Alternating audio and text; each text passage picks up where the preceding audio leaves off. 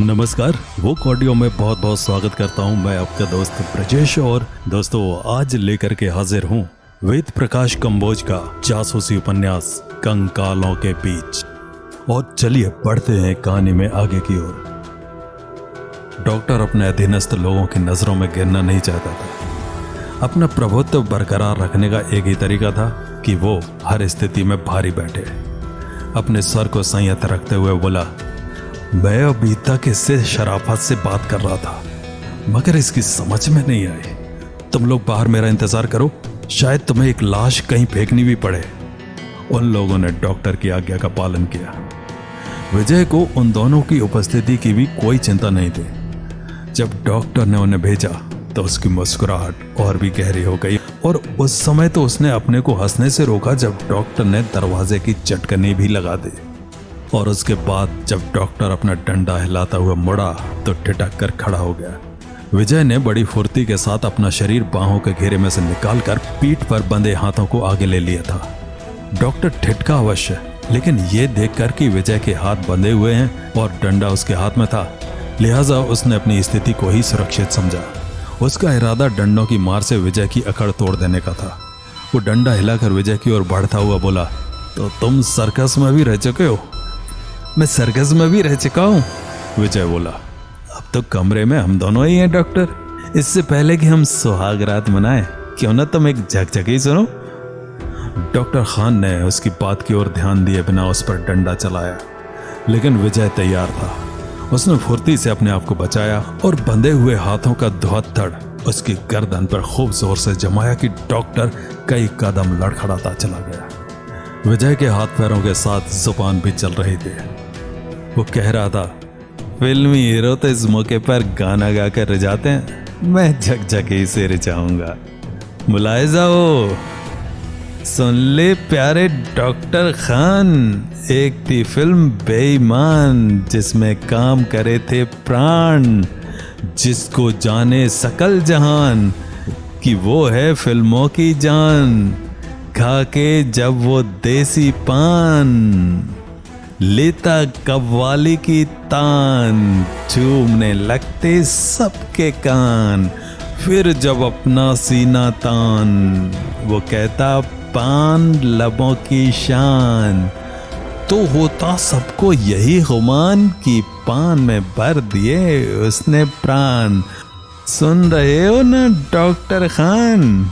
अरे भाई होते क्यों परेशान, अभी तो हलक में अटकी जान, बना कर तेरा तीर कमान, बुनूंगा मैं रस्सी से। विजय कुछ से कुछ जोड़ता हुआ चला गया, लेकिन जितनी तेजी से उसकी जुबान चल रही थी, उसके हाथ पैर उससे भी अधिक तेजी के साथ चल रहे थे। उसने अपनी झकझकी को तभी बीच में छोड़ा जब डॉक्टर फर्श पर किसी अरने भैंसे की तरह डकारने लगा। हाथ बंधे होने के बावजूद भी विजय ने डॉक्टर को बुरी तरह पस्त कर दिया था। गिरने तक भी डॉक्टर चीख नहीं पाया था, क्योंकि उसके हर वार से बचकर विजय उसे वार करने का अवसर देता और डॉक्टर पहले से भी अधिक उत्तेजित होकर उस पर वार करता। अंत में डॉक्टर इतना थक चुका था कि जब विजय ने उसे धराशायी करने 3-4 हाथ रसीद किए तो डॉक्टर में चीखने की भी शक्ति नहीं थी। डॉक्टर फर्श पर पड़ा डकारता हुआ किसी कैंचों की तरह हिल रहा था। उसका डंडा दूर पड़ा हुआ था। विजय डॉक्टर पर नजर रखे हुए दांतों से हाथों में बंधी रस्सी को खोलने का प्रयत्न करने लगा। इकराम और हबीब बाहर के हॉल में खड़े हुए थे, अंदर की खटपट सुन रहे थे। उनका ख्याल था कि डॉक्टर विजय की धुनाई कर रहा है। हबीब ने अंदर की खटपट बंद होने के बाद इकराम से कहा, कुछ भी कहो, आदमी दिलेर है, इतनी धुनाई के बाद भी वो चीखा नहीं। मेरी समझ में तो ये आदमी आया ही नहीं, इकराम गर्दन हिलाकर बोला। मगर एक बात है, डॉक्टर की तबीयत इसने साफ कर दी। हबीब ने उसे इस भय से चुप रहने का संकेत दिया कि कहीं उनकी आवाज डॉक्टर अंदर सुन न ले। मेज पर रखे विस्की के भरे हुए गिलास उन्हें मूक निमंत्रण दे रहे थे, लेकिन डॉक्टर के भय ने उन्हें वो निमंत्रण अस्वीकार करने पर विवश किया। अंदर विजय अपने हाथ खोल चुका था और अब वो डॉक्टर की तलाशी ले रहा था। बुरी तरह पस्त होने के बावजूद भी डॉक्टर ने उसका हाथ पकड़ना चाहा, लेकिन विजय के 2 करारे थप्पड़ों ने उसकी हिम्मत पस्त कर दी। डॉक्टर की तलाशी लेने के बाद जब उस पर किसी तरह का कोई हथियार नहीं मिला तो विजय ने पहले छोटी मेज पर पड़ा हुआ अपना सामान जेब में डाला और फिर डॉक्टर से बोला, तो प्यारे, सवाल करने का तरीका तो मैं सिखाता हूं और शहबाज के बारे में तुमसे पूछना चाहता हूं। मैं किसी शहबाज को नहीं जानता, मरी सी आवाज में डॉक्टर बोला। अभी जान जाओगे।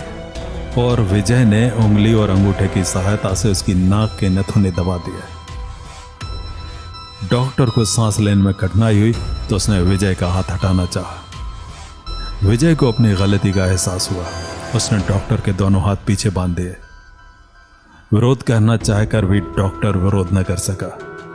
विजय ने फिर पहले की तरह नाक दबाई। डॉक्टर इस समय विजय का हाथ हटाने की स्थिति में नहीं था।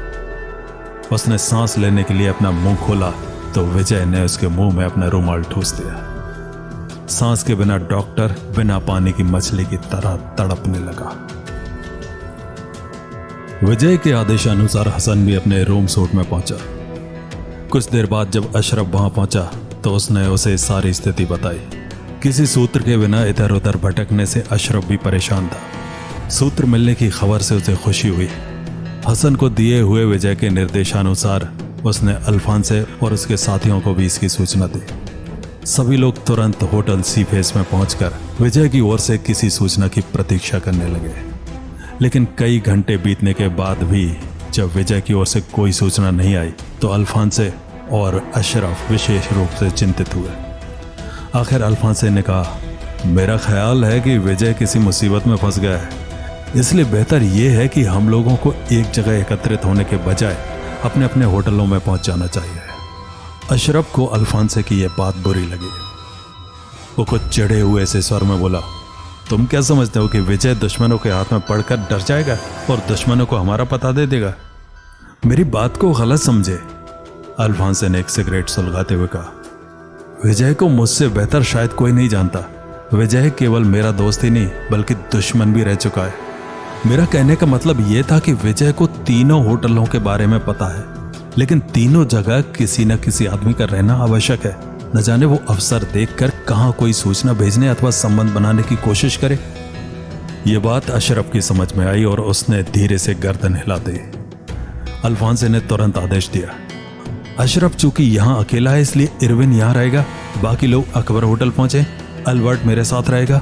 जिसे भी विजय की सूचना मिले वो सभी लोगों को तुरंत खबर देगा और सब लोग अपनी अपनी जगह पर मेरे आदेशों की प्रतीक्षा करेंगे। सब लोग खाना खा लें, लेकिन एक बात का ध्यान रहे कि विस्की ना पी जाए तो अच्छा है, लेकिन अगर किसी ने भी 2 पैग से ज्यादा लिए तो मुझसे बुरा कोई नहीं होगा। किसी ने प्रतिवाद करने की जरूरत नहीं समझी। इरविन को अशरफ के पास छोड़कर सब लोग अपने अपने होटल की तरफ चल दिए। अल्फांसे जिस समय शाहजहां होटल में घुसा तो रिसेप्शनिस्ट ने उसके हाथ में पर्चा देते हुए कहा, मिस्टर स्टॉक, कोई व्यक्ति आपके लिए दे गया है। अल्फांसे ने ऊपर अपना नाम और होटल का पता लिखा देखा। विजय की लिखाई को वो पहचान गया था। उसने वहीं वो कागज खोल कर देखा। डॉक्टर खान के पते के नीचे लूमड़ लिखा देखकर उसे विश्वास हो गया कि ये विजय ने ही भेजा है। उसने आराम से कागज अपनी जेब में डाला और कमरे की ओर बढ़ गया।